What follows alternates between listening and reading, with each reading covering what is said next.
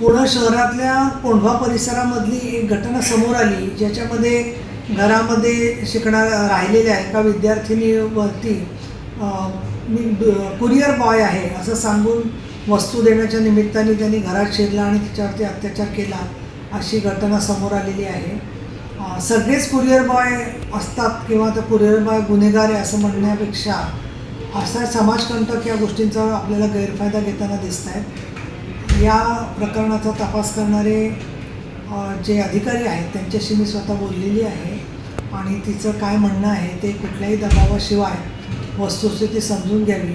त्याचबरोबर अन्य ज्या सोसायटी आहेत त्यांनीसुद्धा जाणाऱ्या माणसाचा नीट फोटो आत येतो आहे ना, त्याचबरोबर तो माणूस कधी बाहेर पडला, आत गेल्यावर इतका वेळ त्याला का लागलेला आहे, त्याचसोबत वेळप्रसंगी अशी कुरिअर देणाऱ्या माणसाबरोबर एखादा एस्कॉर्ट देणं की जो तो घरात जाऊन तिथून निघतोय की नाही बघणं, या सगळ्या सुरक्षेच्या दृष्टिकोनातून पावलं उचलणंसुद्धा खूप आवश्यक आहे। अन्य ठिकाणी जिथे छोट्या वस्त्या आहेत आणि शेजारपाजारचे लोक जागृत आहेत ते तिथेच या बाबतीमध्ये दक्ष राहून एकमेकाला मदत कार्य करू शकतात।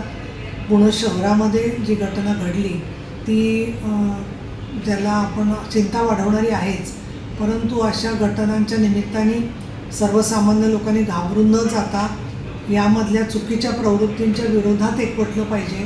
प्रत्येक बाबतीमध्ये पोलिसांचा नीतिधैर्य खच्ची होईल अशा प्रकारची विधानं होऊ नयेत असं मला वाटतं। याच्यामध्ये योग्य ती कारवाई पोलीस करतील आणि त्यांनी योग्य कलमं लावलेली आहेत, या संदर्भात देखील मी स्वतः माहिती घेतलेली आहे।